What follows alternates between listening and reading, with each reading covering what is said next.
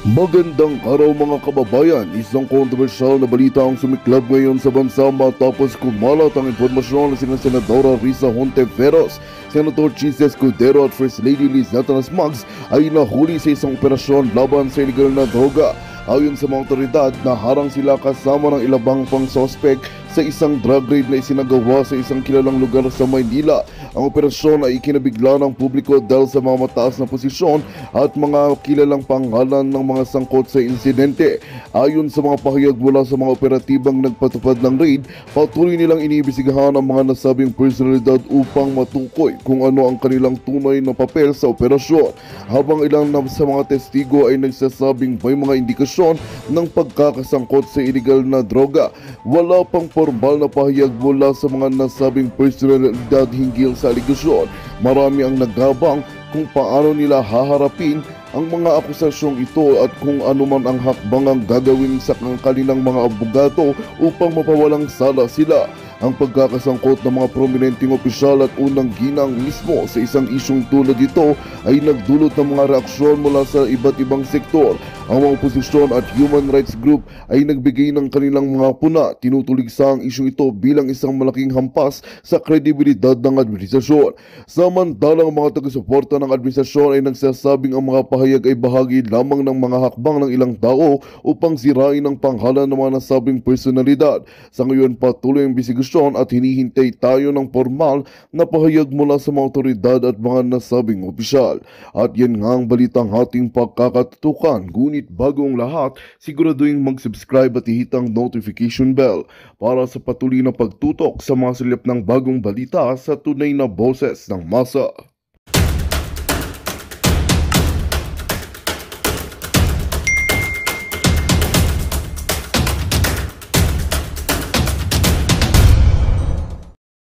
Never, kahit sa history ng record ko, ay hindi po ako tumira sa Pasig. At yan ang ginawa ng bangag na gobyerno. Magtanim ng kaso at mag-invento ng peking address. Sila po ang peke. Sila ang fake. Alright? Kaya ngayon, dahil dyan, yung padala ni Lisa, I will gorgor. Okay, ginorgor natin yung isa. Next. Meaning, di nila kayang gawin nang sila lang. Pakampi sila sa Interpol. Hindi naman na nila kailangan ilocate si Maharlika dahil openly, di ba? Kagagaling nga lang natin sa event. Ngayon, mga kababayan, galit na galit sila. Ang patungkol dito sa tax evasion na yon, hindi po ako pwedeng kasuhan ng bansa ng Amerika sa tax evasion dahil ang dapat talagang kasuhan at ipaluwa kayo ang mga pera dyan sa mga Marcos na yan. Sila ang tunay na kawatan. Sila ang tunay na nagnanakaw, nag-evade, umiwas sa mga taxes, property taxes, at kung ano-ano pa na mga taxes ni Bangag Jr., hindi si Maharlika. So fake news po yan, na ang isang, yung sabi nga ni Edwin Namora, si Palangga, mahal na Reyna, na ang isang US citizen, okay, ay walang pananagutan, hindi pwedeng ereklamo ng mga tanga sa NBI na, oy, US citizen, hindi ka nagbayad ng tax sa amin sa Pilipinas. Pangbobo po yan. Yan ay pangmangmang. Yan ay fake news. Fake news yan sa inyong mga nakikinig. At ito naman ng mga tanga, lagot ka Maharlika, tax evasion. Nakakabobo talaga ang naniniwala sa mga bangag. Ang pwede lang pong gawin ni Lisa Tanas at ni Marcos Jr. ay kidnapin ako. Katulad ng ginawa ni Pangulong Duterte. Di ba?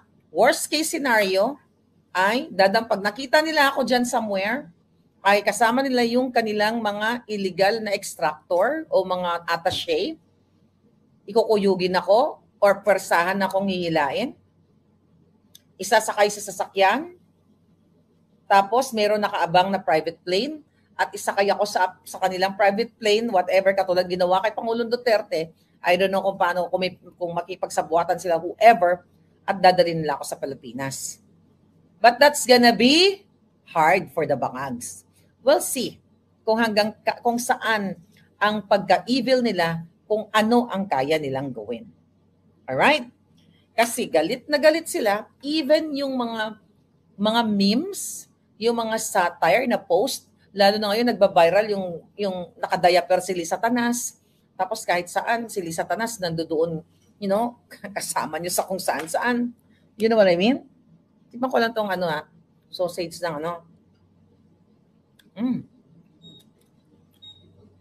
Pwede na. Ngayon, mga palangga, yan. Gusto ko lang ipaalam sa inyo. Alam ko ang dami nagdadasal sa akin. Security Moto Vlog, thank you very much. Ano daw, pwede yan?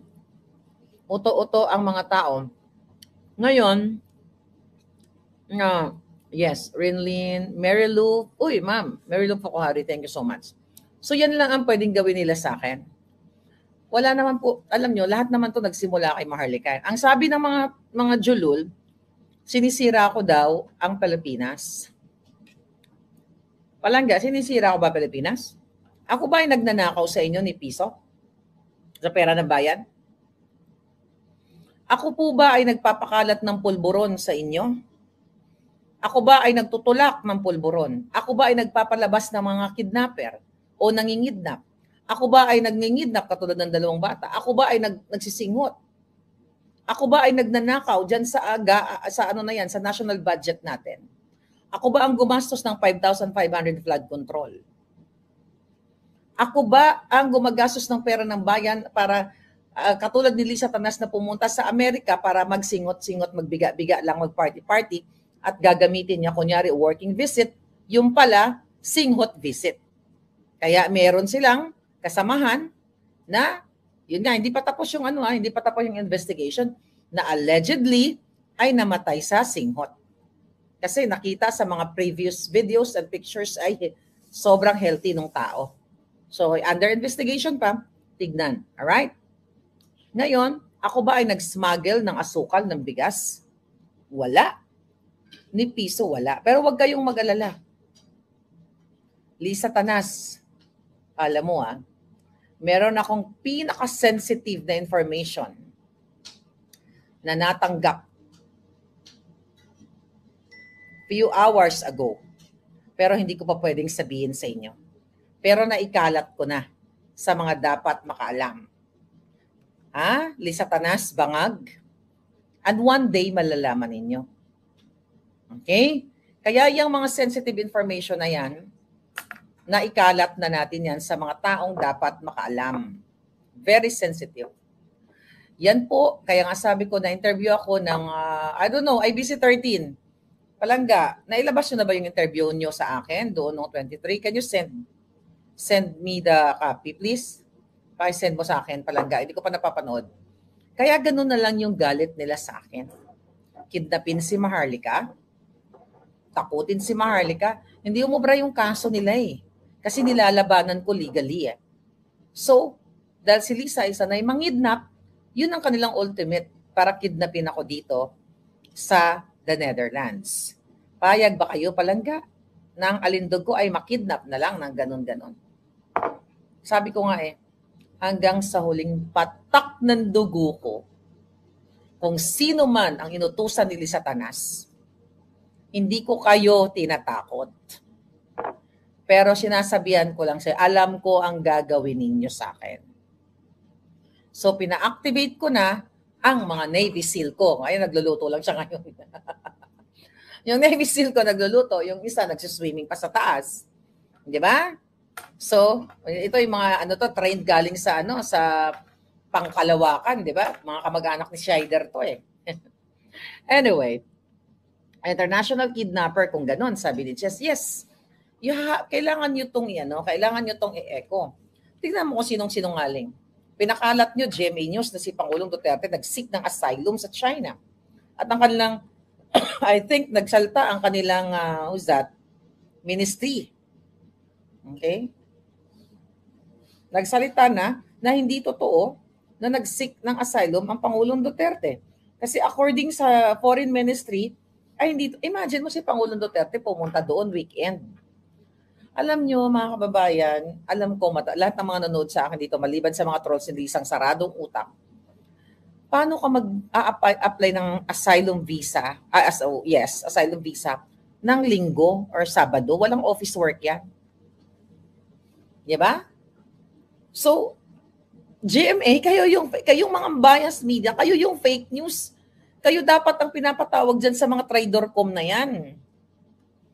Di ba? Pinasinungalingan na ng China na at my goodness, hindi gagawin ni Pangulong Duterte kahit siya hindi ko to father. But, hindi ko siya kamag-anak, pero sa kanyang personalidad at sa kanyang mga pronouncement, hindi tatakas ang Pangulong Duterte sa Pilipinas niyang mahal. Di ba? Hindi gagawin. Kaya fake news talaga itong media na ito. Tapos ngayon, okay, tayo ngayon, si Maharlika, pero thank you po sa mga prayers ninyo at sa mga tulong ninyo, mga dasal ninyo. Thank you so much. Yes, thank you. Chichi, thank you very much. Merilo, thank you. Spear, thank you.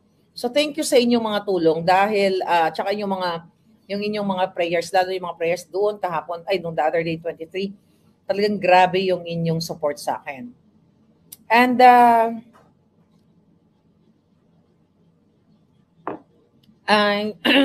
zero remittance tayo sa 28 kay Pangulong Duterte, sa birthday ni Pangulong Duterte.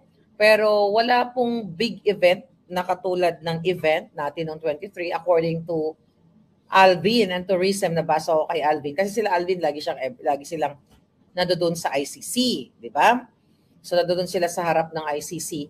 So at sabi daw according to that report, walang malaking event na i-organize. Kanya-kanya or grupo-grupo na mag-picnic para kay PRRD. Pero may mga Pilipino na from all over the world talagang pumupunta dito to show support para sa Pangulong Duterte sa araw sa kanyang birthday.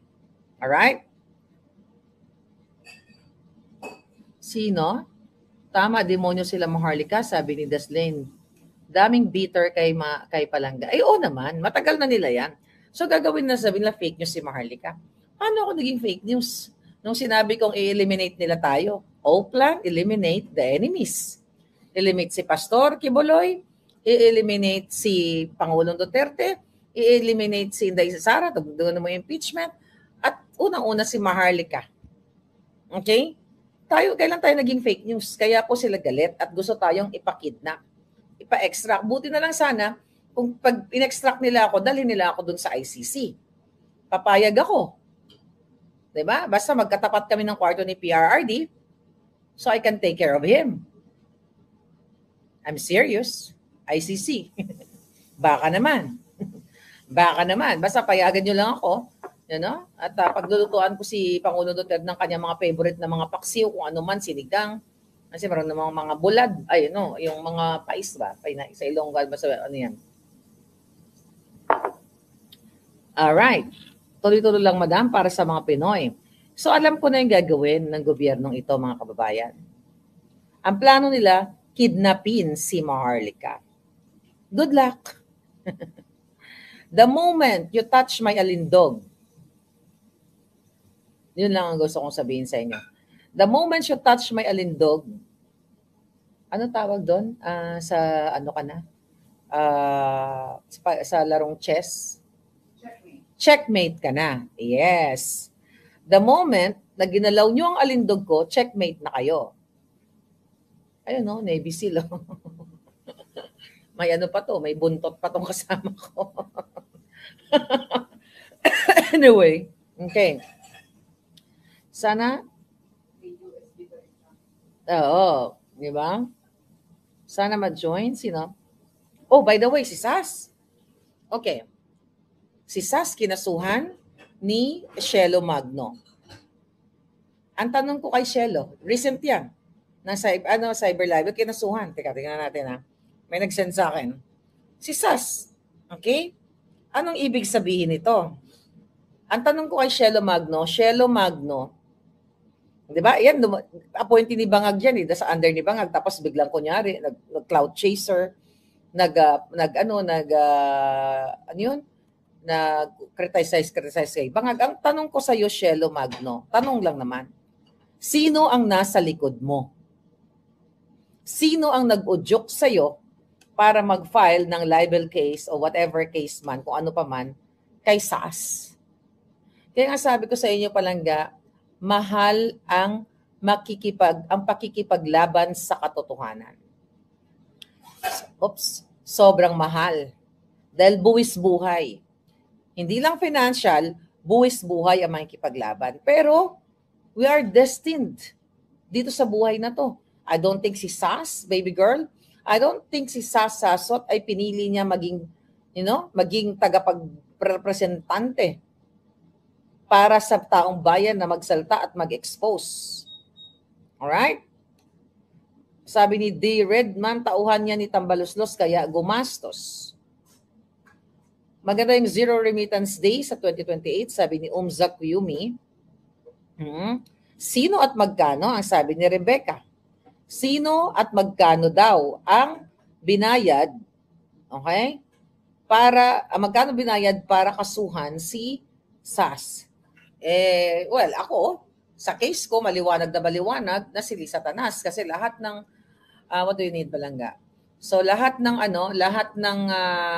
case ko ay kasangkot lahat si Lisa doon. Kasama lahat siya sa mga exhibit, kasama siya sa mga sagot lahat, sa lahat lahat kasama si Lisa Tanas at si Marcos Jr. Sabi ni Cosme, Attorney Vic Rodriguez will decriminalize cyber libel if he wins. Yeah, tsaka gurgor na punishment, 'di ba? Attorney Vic. Yes, Attorney Vic. Tuloy-tuloy lang kayo diyan. Pero ang pinaka-ultimate talaga, natatakot itong Bangag Jr. na ito na mawala na sila anytime soon. Dahil ang mga tao nagsasalita na all over the world. Yung isang pulis dyan na tinatarget nila na hindi natatakot kay Bangag, di ba?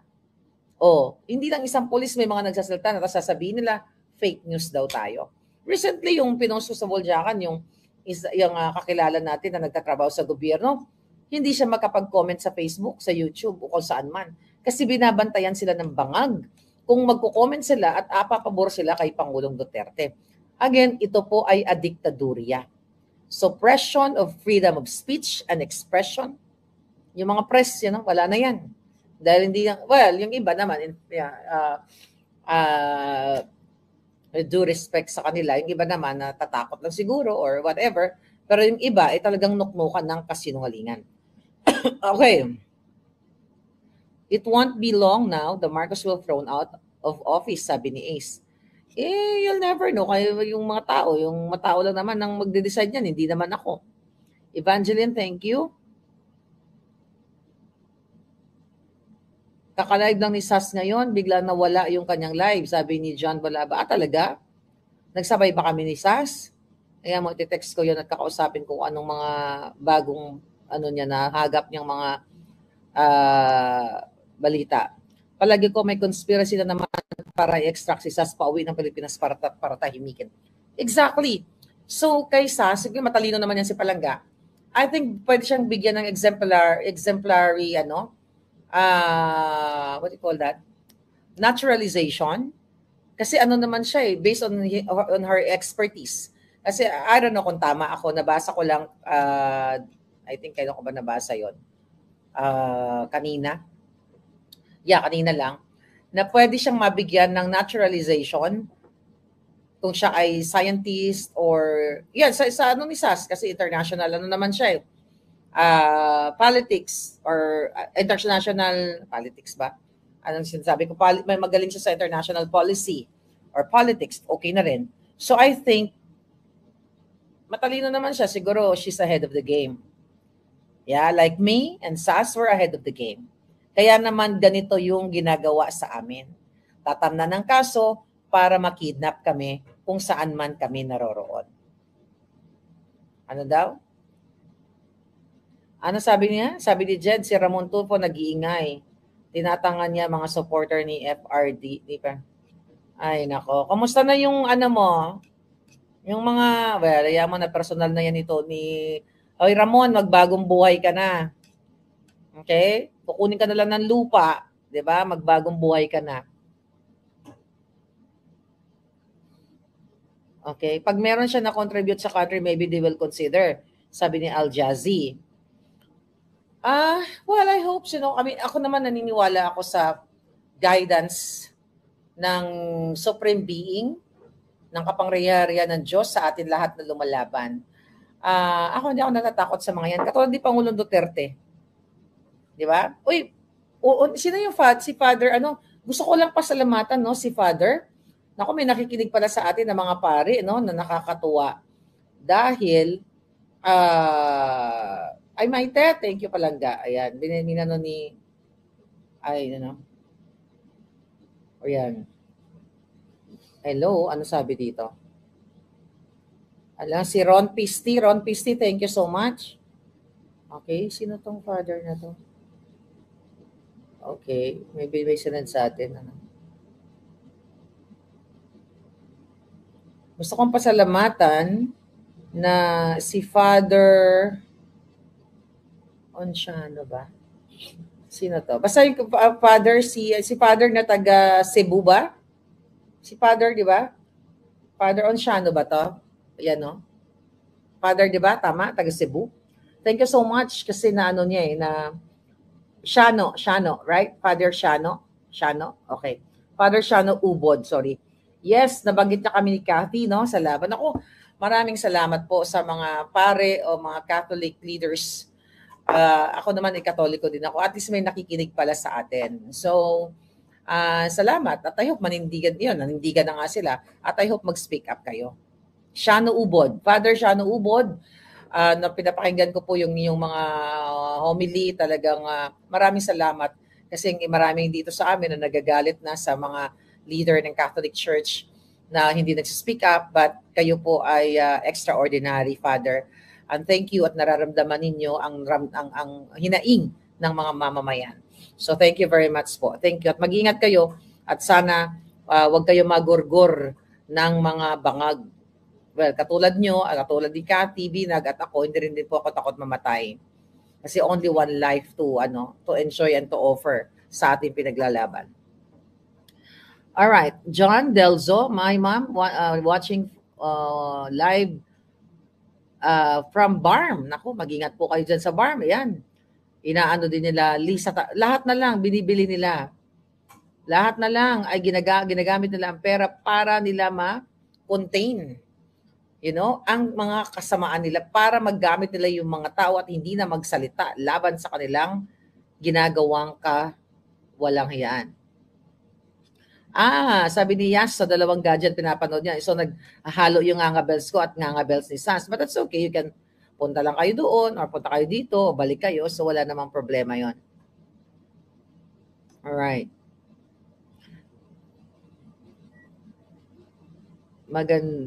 Okay. Petition. Oh, by the way, supportahan natin kasi I don't know kung na-release na. Magkaroon din tayo ng petition na to support Harry Roque's, Spokes Harry Roque asylum visa or asylum application dito sa Netherlands. Kasi may yung mga bangagan ay ayun ko, bangagan o mga NPA ba sila, I don't know, na nag-file sila para sa change.org ba sila ng petisyon para daw hindi i-approve itong asylum visa ni Attorney Harry Roque. So, the moment na i-share natin yon, please pakisign na lang po just to show support kay attorney or dating spokesperson Attorney Harry Roque. So, para lang na mapakita natin na mas marami tayo sa kanila. Alright? Chef Pango, thank you very much. Go Frogs, Jenny Silma, thank you. And Chihao Arsper, thank you very much. Now, okay. Aba, parang nakipagsabayan ako dun sa... Alright. So, pasyal ka dito sa Italy. Petition, walang halong donation. Ay, oo. By the way, pag nag-sign kayo ng petition sa change.org, hindi yun naman kailangan mag-donate doon. Kasi hindi po yun napupunta yung pera sa kung sino yung nag-create ng petition. Napupunta yan dun sa change.org. So kung wala naman kayong pera, if you really want to donate, why not? Pero kung wala naman, hindi naman necessary na mag-donate kayo. Di ba? Hindi mo kailangan mag-donate doon. So just sign ka lang ng sign. Alright? Miss Marley, kalab ka po namin from ng mother ko. Ay, sabi ni Ma'am Farah Marasigan, ma'am. Ma'am Farah Marasigan, mother, tita, thank you so much po. At kayo'y nakikinig dito sa ating Boljak TV or Boljakan Maharlika Network channel sa Facebook. From Davao City, si Omyok Malak. The admin of Mark of BBM are masters of subtly on this deception. Sabi ni Joshua, bangag nga eh. Ms. M, let us file a petition for the release of PRRD. We need millions of signatures. Diamond forever. Tignan natin mga palangga. Kasi titingin din tayo syempre sa mga legal impact or implication. Kasi hindi ko yan masasagot dahil hindi naman tayo abogado. Maybe tanong natin kay Spokes Harry kasi siya naman ay may expertise dyan. So tignan natin. Sa 28, may gaganapin na national ayuda, pantapat po sa national rally para kay PRRD, sabi ni Dudes. Lahat nga ng kawalanghiyaan ginagawa nila para maharang nila mapagtakpan nila yung mga milyon-milyong Pilipino na nagmamahal kay Pangulong Duterte mula sa iba't ibang sulok ng mundo. Reyna Lawrence, tong BBM admin, uubusin ang pera ng bayan para sa sarili nilang kapakanan. More power and God bless sa lahat ng lumalaban sa tiwali. Anyway, mga kababayan, thank you sa inyong mga prayers, pero hindi nating hahayaan na magwagi sa pagdukot sa akin. Nagwagi na sila sa pagdukot sa dalawang minor de edad from Turkey, anak ni distressed mother, kay Pangulong Duterte. Di ba? Nagwagi sila, pero hindi natin sila hayaang magwagi sa pagkidnap sa akin. The moment na hawakan niyo yung alindog, ang aking alindog, checkmate kayong mga buwaka ng ina nyo. Okay? Kayo ang nanggugulo sa Pilipinas, hindi si Maharlika.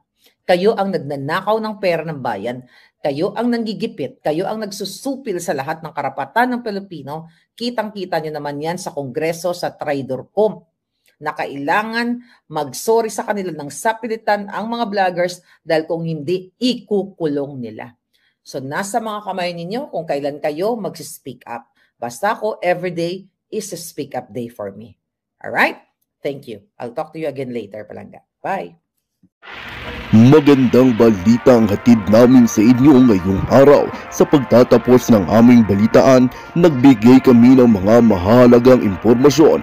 Maraming salamat sa pagtutok at pagsuporta sa aming programa. Huwag kalimutang manatili sa mga susunod na araw para sa mga bagong balita at mga kwento na dapat nating abangan. Mula sa Boses ng Masa, magandang araw, Pilipinas!